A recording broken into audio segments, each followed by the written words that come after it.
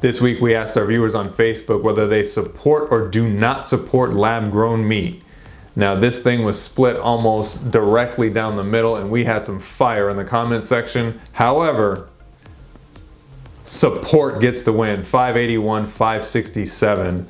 Thank you to everyone who voted, everyone who commented, and be sure to check with us every Monday for the new poll. Joining us now, an animal welfare specialist, Dr. Andrew Knight. Thank you for being here with us, Dr. Knight. No problem. So we did a poll of our viewers. About 1,000 people responded on support for or against lab-grown meat. Now it was pretty split down the middle. Does that result surprise you? No, it doesn't surprise me.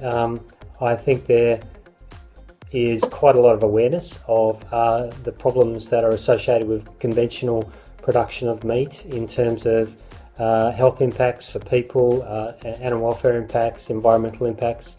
So there's a lot of interest, I think, in alternatives in general. So I think there is significant awareness of these issues. So logically, there ought to be an interest in alternatives, and this is clearly one of them.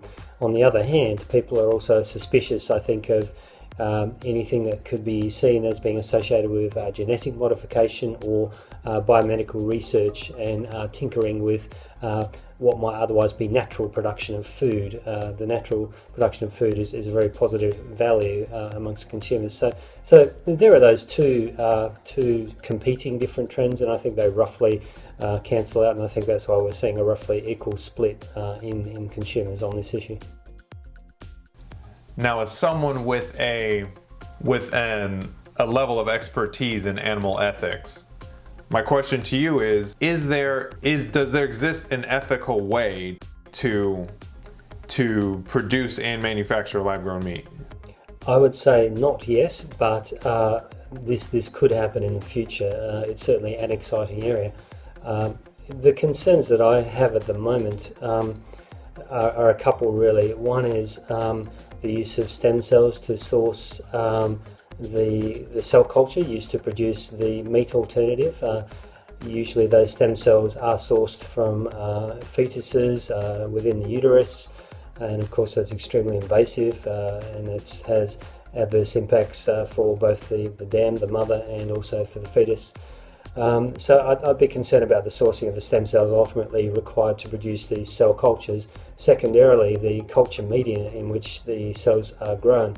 There's been widespread use of fetal calf serum as a culture media in general, and that's actually sourced in slaughterhouses by taking serum essentially from cardiac puncture, usually of fetuses that have been cut out of the mothers as they're being killed in the slaughterhouses. So it's obviously an extremely invasive procedure. It involves the death of these calves and also mothers. Those are major adverse impacts. They have a major ethical cost associated with doing those procedures.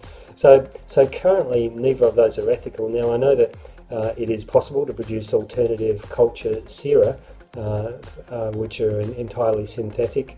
I think the concerns are that these haven't yet been scaled up to the very widespread level that would be required to produce this lab-grown meat on a wide scale. Now, just to play devil's advocate, Dr. Knight, because like I said, we were split on this down the middle, and we have quite a few viewers whose opinions are to the contrary. Now, with my limited understanding of this, I understand that there are many situations where we don't know that a cow or another animal is pregnant. That animal goes to slaughter, gets killed with the embryo inside, and that embryo has gone to waste. It's just useless now. So in that situation, what is the ethical qualm in gathering those embryos, putting them in a bank so that we can do this lab-grown meat from embryos that were gonna go to waste anyway and spare millions and billions of animals from this kind of misery? So if these are an indirect waste product of, say, slaughtering animals for human consumption, then the ethical burden becomes much, much less than it would be if the animals were being killed just for this reason. The reality is that animals are rarely killed just for the sourcing of any particular body part, but rather they go to a slaughterhouse, they're killed, and then a variety of different body parts are harvested for different reasons. I think that anyone who is concerned about the welfare of animals raised on farms today, particularly those raised in industrialised processes or even extensive farms where the animals are often neglected and still subjected to painful husbandry procedures without adequate painkillers. If anyone's concerned about all of that and then the killing of the animals at a very premature stage of life in the environment of a modern slaughterhouse, then they would have to be concerned about using products that come from that process and ultimately are financially contributing to the continuation of that process. So we are a firm no on support for lab-grown meat. Is that what That's I true. understand? That's true. I think it's an exciting area. I think that if those two issues were overcome, so if there was an alternative to fetal calf serum, some other cell culture serum, and they do exist, there are a large number of them.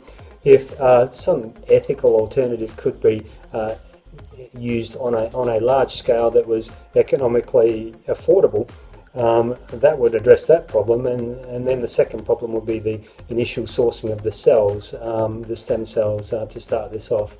You know, if they were sourced from animals that had essentially died in accidents, for example, and then was sourced a little bit similar to the sourcing of body parts for use in human patients. We obviously have body donation programs at hospitals across major cities for the sourcing of organs when people suddenly have accidents and pass away. So it is possible to do the same thing for animals. They do actually exist in a minority of veterinary schools in North America and Australia, usually for the sourcing of animal cadavers for teaching veterinary students.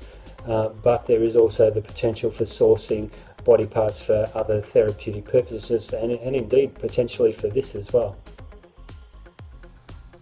Well, there you have it. Animal welfare expert Dr. Andrew Knight. Thank you again for being with us. Thank you very much. Pleasure.